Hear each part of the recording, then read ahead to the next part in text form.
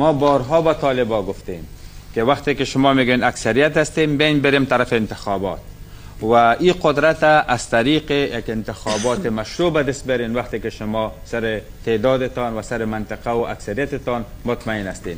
مگر هیچ وقت طالبا تا بال آماده نشدن که برن طرف انتخابات. ما از این طریق بازم میگیم که اگر طالبا واقعا میگن که اکثریت هستیم بریم طرف انتخابات. این سوال وطن، تمامیت ارضی وطن شما در خطر است.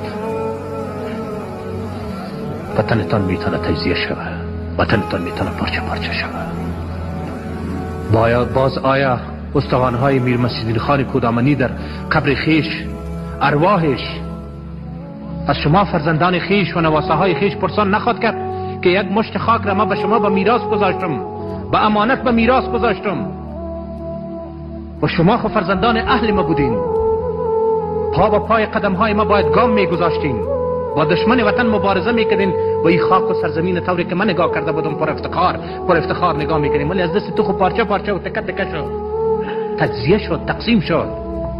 یک قسمتش در دست عربا افتید، یک قسمتش در دست پاکستانی افتید، یک قسمتش در دست انگلیس ها افتید، یک قسمت دیگه در دست اروپایی ها، یک قسمتش در دست امریکایی ها، یک قسمتش در دست دیگه، یک قسمتش در دست دیگه.